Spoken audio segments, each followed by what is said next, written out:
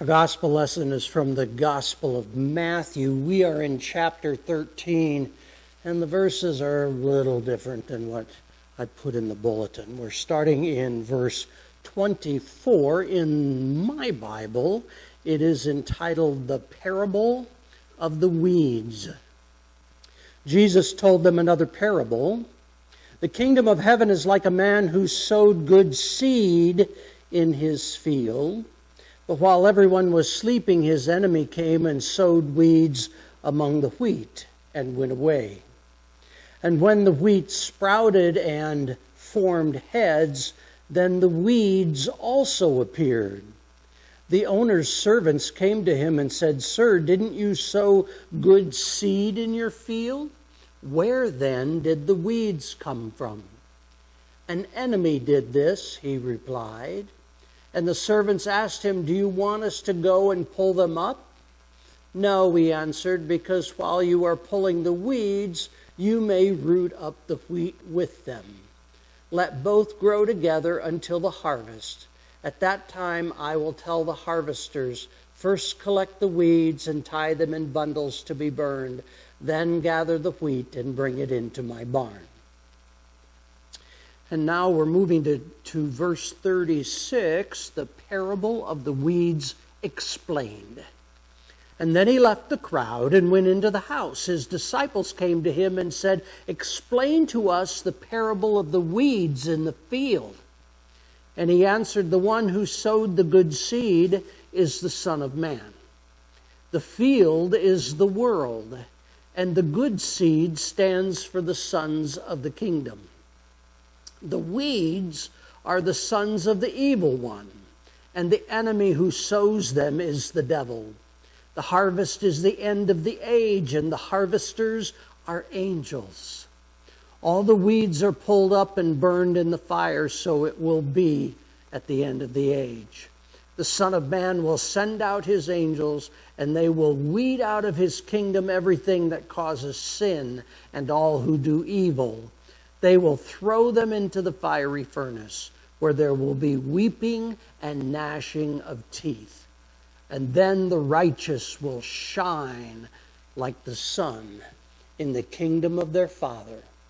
He who has ears, let him hear." This is the reading of the word of our Lord. You may be seated.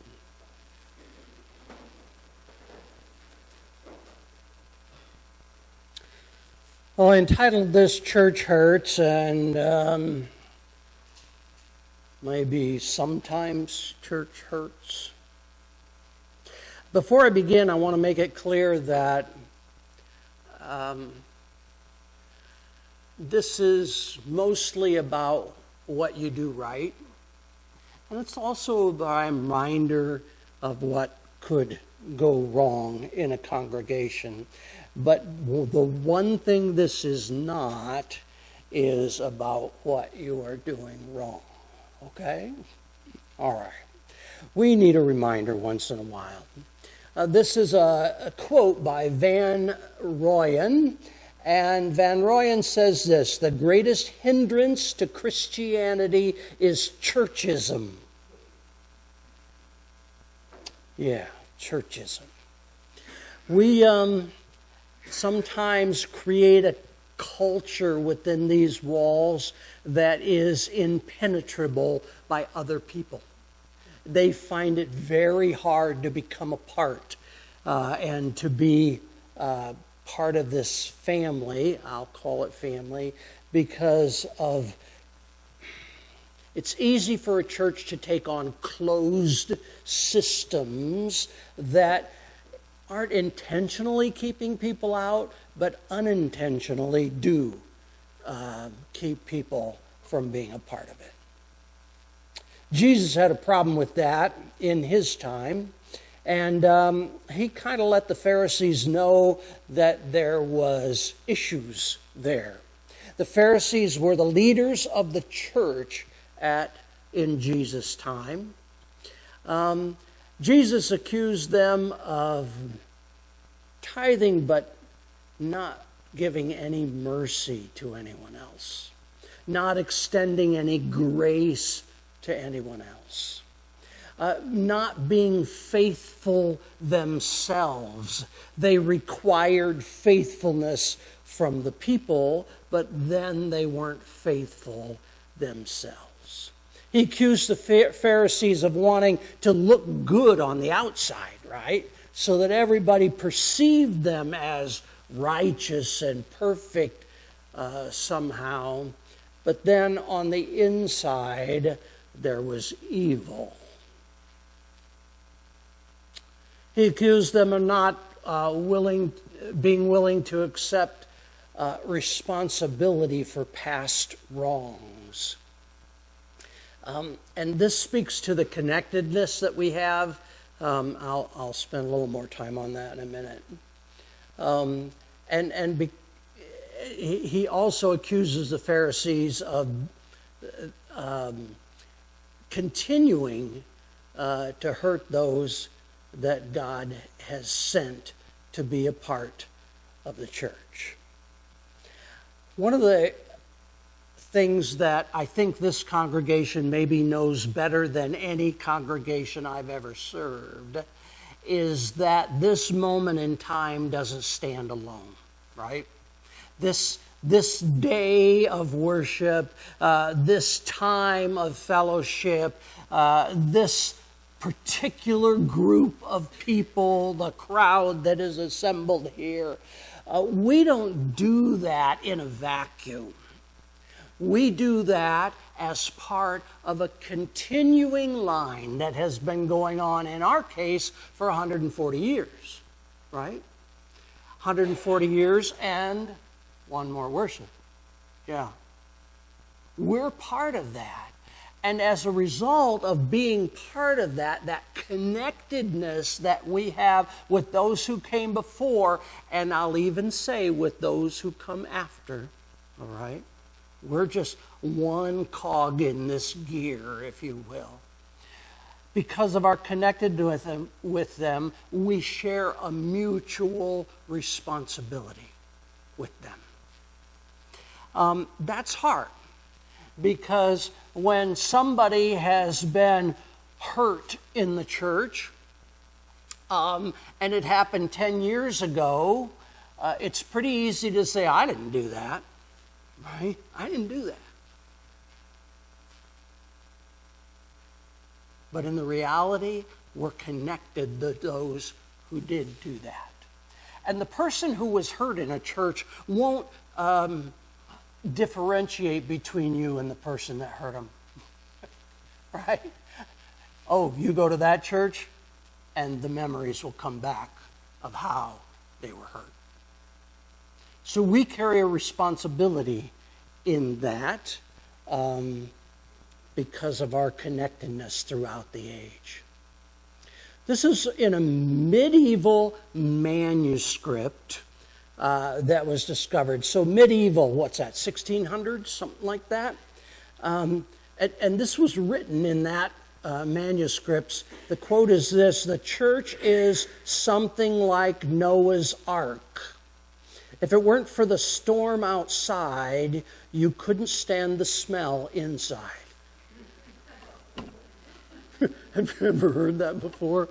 I've always liked that quote, yeah.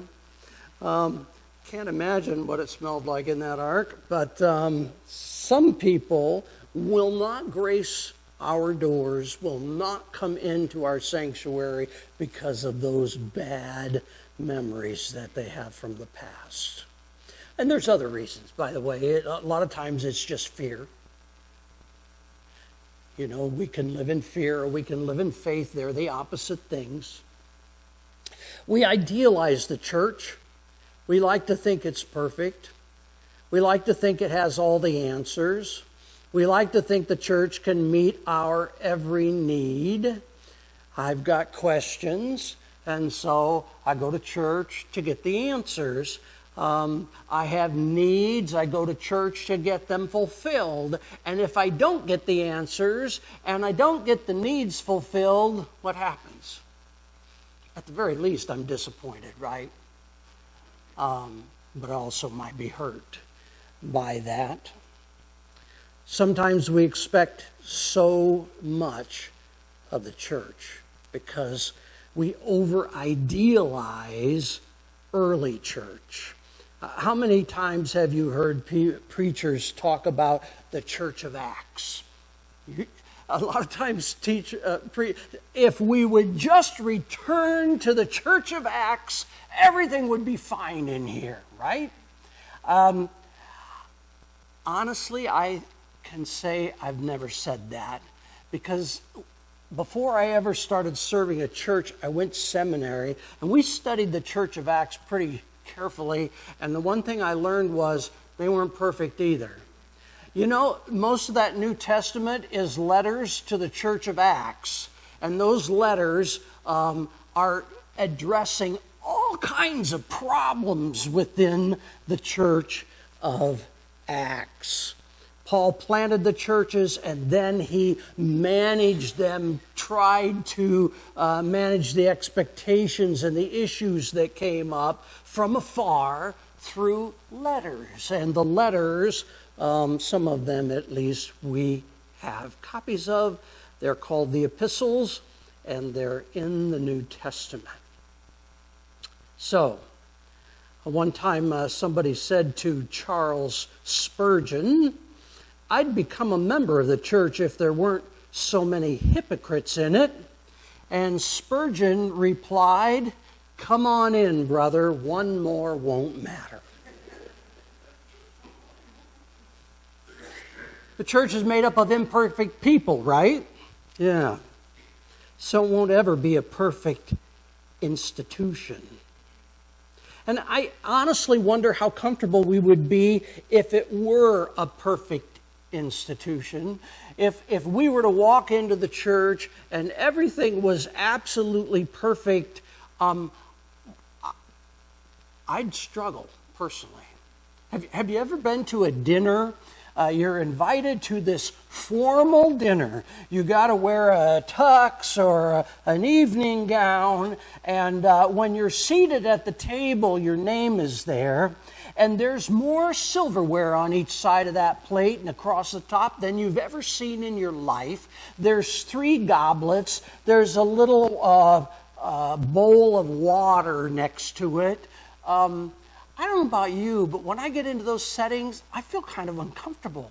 I have to look around and see what fork or spoon or whatever to pick up when. I don't dip in my fingers in the little bowl, you know, which glass is used for what thing. I'm out of my element.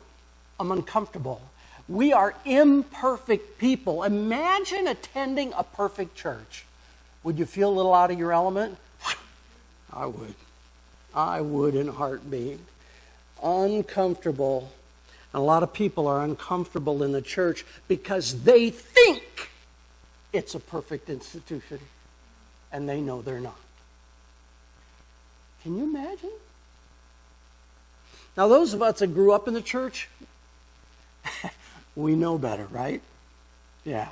We've experienced all the things of church, and we can go in there and just be ourselves because, well, church isn't any better than we are, right? So it works. Churches are like families. And unfortunately, in families, sometimes there's hurts, aren't there? Yeah.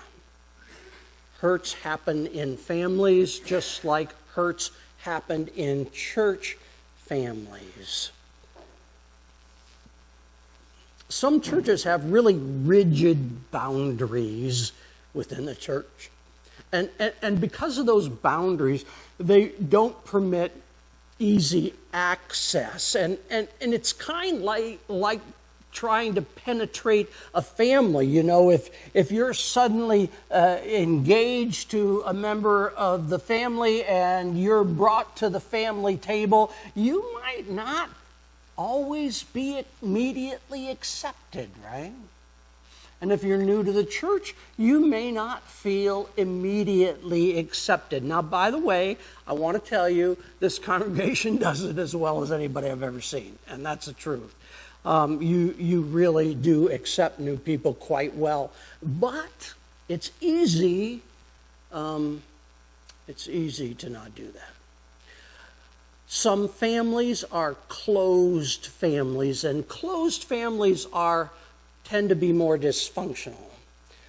So are closed churches. Closed churches and closed families, they develop an internal kind of idealism. They have a kind of a single mindset, and since that mindset isn't influenced by outside things, one of the terms that is used for a closed church is incestuous theology. Because it's all internal, and it's not influenced by other theologians, by other churches, by other viewpoints. And when that happens, it becomes a barrier to new people because they don't know. They don't know the thing that we've developed that's our own thing. They can't possibly. So, this type of church tends to have an inbreeding of ideas and beliefs. This is called The Downfall of Christianity. It's a quote from, I can't read my writing, Brinsmead, I believe is the name, R. Brinsmead. And it goes like this: a closed system of truth results in closed minds. The faithful are not supposed to, and in most cases dare not, think outside the boundaries of the closed theological system. The Christian life ceases to be a pilgrimage. Instead, it offers a security with a certain appeal. But it is too much like the security of the totalitarian state. In the church system, however, the loss of true humanity is worse, because control of the mind is worse than control of the body. You know, that's one of the excuses that people use for not coming to church. When I was young, 9, 10, 11, 12, I decided that I was never going to do the call to worship. Nobody was going to put words in my mouth. Now, can you imagine somebody so young thinking that? That's what I thought. I didn't want to do it. I still kind of look at it like, is that what I believe? Yeah, I think so, you know.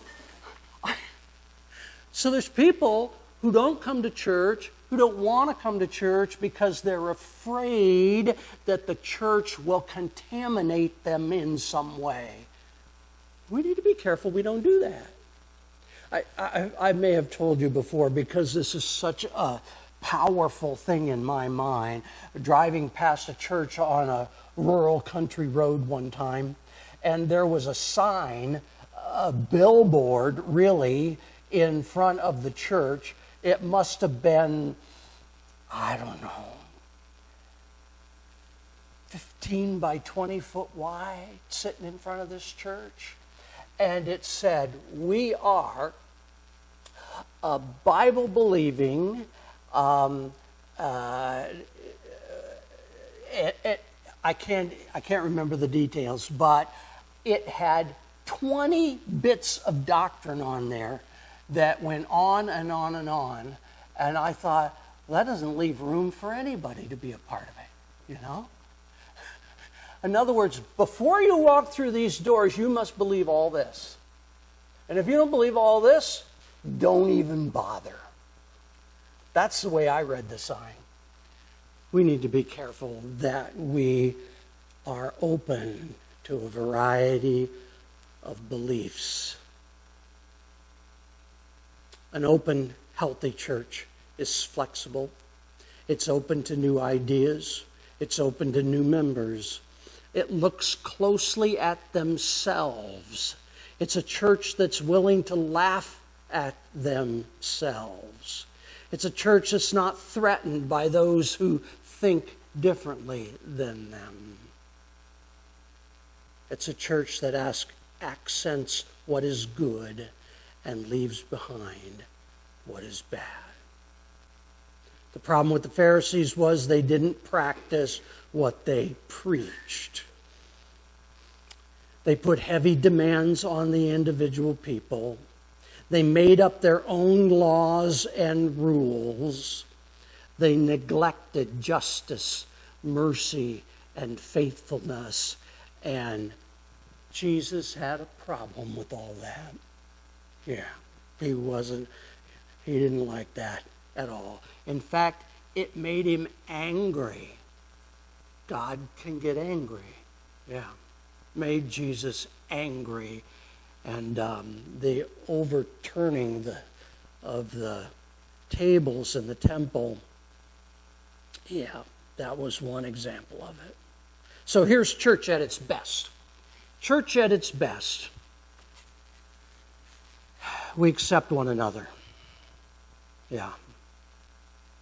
No one is here alone with their problems. No one has to conceal their disabilities. We lift each other up, even when it's hard and even when we disagree. In fact, I want to say that disagreement is so low on the totem pole, it's almost doesn't count at all. All right? Because respect, love, encouragement, the ability to worship together, none of that depends on agreeing with every detail of doctrine or theology. So the church at its best, we accept one another. The church at its best, we have a messianic lifestyle. In other words, we live the gospel. We don't just talk about it. And it isn't just a part of our life for an hour on Sunday morning. We live the gospel. It's a balance of freedom and responsibility. That's what I'm calling the gospel. This balance of freedom and responsibility. The church at its best is an open fellowship. We don't exclude people. The church at its best is a feast of freedom. It's festive. It's spontaneous and creative worship. It's celebration. Do we do that here? Can I get an amen? Anybody? Amen. Oh, thank you. Yeah, we don't do that too much here. But, I think it's a good idea. A feast of freedom, festive, spontaneous, and creative worship. Worship is intended to be a celebration of Christ in our lives. So it would be a good thing. Number 5, church at its best is an ecumenical church under the cross. That means that we don't create barriers for people. Lord's Supper, communion, which we're going to have here in just a few minutes, we're going to share together. Many churches have lines drawn in the sand of who can participate in this and who can't participate in it. I don't think I could serve a congregation like that. No, I don't think I could. With those rules are designed to keep people out. They're designed to put barriers between others and Christ. We don't do that here. Not with the Lord's Supper. Not with most other things. We need to make sure we're careful not to do that. Communion is supposed to be a unifying event for all of us, not an event that divides us. I took communion in a Catholic church one time. Did I tell you about that? Yeah, it was in Presque Isle. Call for communion came. Everybody was walking up to the priest, taking the elements. And I thought, what, I'm sick and tired of sitting here in the pews when that happened. I'm going up there and take communion. So I got in line. I walked up there. I got to the priest. He must have recognized me as a pastor in town because he kind of looked at me really funny, and he gave me the elements. And I took communion in a Catholic church. Yeah. Supposed to be unifying, not divisive. So, church at its best Supposed to be a church of the people, not a hierarchy, not a bunch of elite people, but all of us on the same page, all of us sinners in need of grace. That's it. That's who we're supposed to be. Church at its best. Last one. A congregation formed from below. No one isolated, no one alone. A congregation, a community, a family, a place you can find love, a place you can find encouragement, a place you can find healing, a place you can find hope. That's what we are to be. And so, I challenge you today to find people who have been hurt by church. I want you to know there's a lot of them. There's so many. So many people that have been hurt by church, and they walk away and they never come back because of the hurt. I had a dear, sweet little lady in one of my congregations, and she came. Bless her heart, she came in spite of the hurt, but she had to tell me about the hurt. She was still hurting from the hurt. She was a brand new member of that church, and she wanted to do something. See, part of the way we exclude people is everybody already has a job in the church, and the new people, they don't get a job because all the jobs are taken, right? And the jobs are taken for life, and they never get to be a part. It's something that you've been pretty good about being intentional about, by the way, but in some churches they're not good about being intentional about that. And so this lady said, I want to do something to help. And they thought, well, I've got to give her a job, keep her happy. Why don't you decorate for the Christmas banquet? That'd be good. And so, she put time, she put thought, she did everything she could think of to make the tables and all the windows around and everything just beautiful for the Christmas banquet. And after she got done, the people said, burgundy? You've got burgundy for Christmas? Every single thing she did.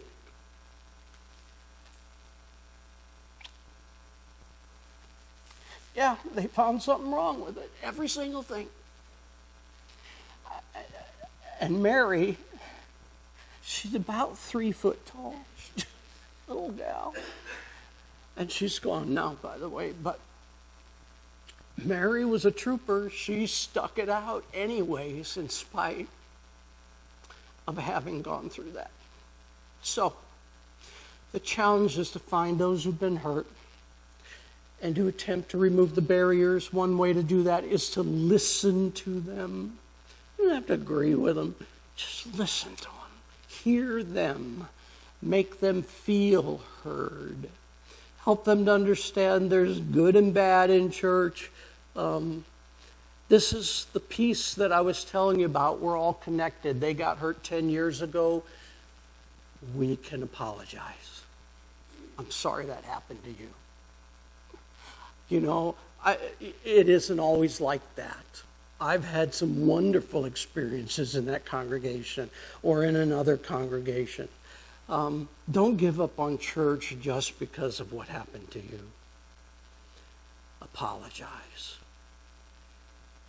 That way we heal and remove the barriers and hopefully reconnect people, not just to church, but to Christ himself. God bless.